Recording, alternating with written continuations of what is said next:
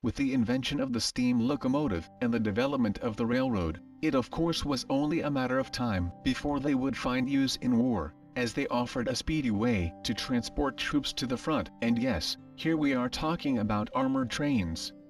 Born out of military expedience, a system capable of rapid offensive and defensive operations gave a new dimension to mid-19th century warfare. It was the American Civil War that would first see the train truly demonstrate its usefulness in military matters. In the American Civil War, when the Baldwin Locomotive Works modified a baggage car with oak planks sheathed in boilerplate to protect a 24-pound howitzer. Thus, the armored train was born. The success of the train in the American Civil War heralded widespread adoption of militarized arrangements to some degree or other. In the 19th century, the Franco-Prussian War, the Boer Wars, and the Russo-Japanese War all saw the trains in use. Meanwhile, some in the UK were developed for coastal defense, and the British Expeditionary Force deployed one at the First Battle of Ypres at the start of World War I.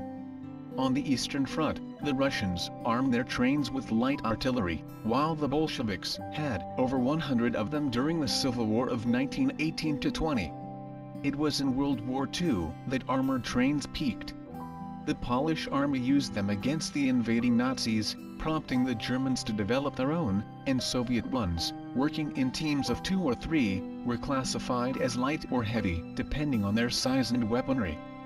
They were often armed with anti-aircraft guns, light artillery and machine guns, while some transported infantry. Let's discuss about its parts. Main armament.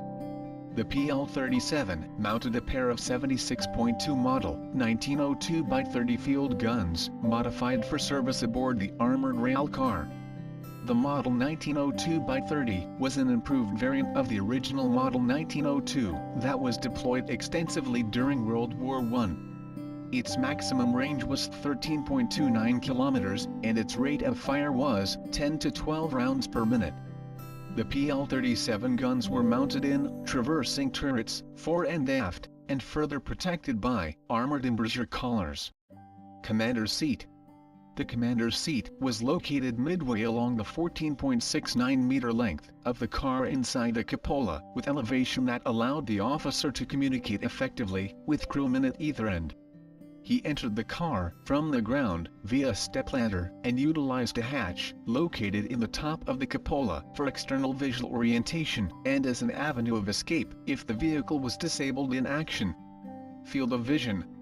Glass visors and a PTK panoramic periscope facilitated the commander's view of the surrounding territory, allowing him to select targets and identify threats within reasonable time to take action. Artillery direction was the primary purpose of the periscope, as the PL-37 was often deployed with infantry in a fire support role. Secondary armament. A complement of 6 7.62 mm Maxim water-cooled machine guns provided secondary armament aboard the PL-37, effective defensively against charging infantry and cavalry and in an offensive fire support role. The machine guns were placed in sleeve and ball mounts in the hull and in the 76.2 mm turrets adjacent to the main weapons. The Maxim was fed from a 250-round belt, and its sustained rate of fire was 600 rounds per minute. The cupola. The commanders of the forward and rear 76.2 mm guns were stationed inside the turrets with triplex glass visors for target acquisition and field observation. Space within the turrets was quite limited, particularly during the heat of combat, as crewmen serviced the weapon and responded to orders from the commander.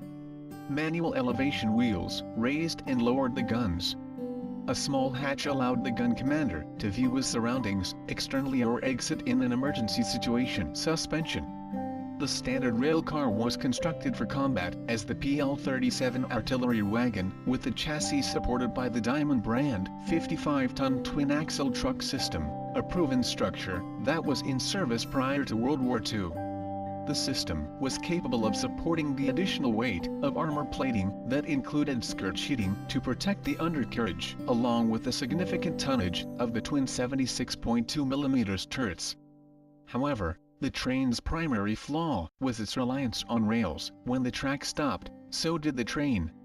Furthermore, its vulnerability to air attacks also increased throughout World War II, and as tanks improved, the armored train's relevance was gradually eclipsed.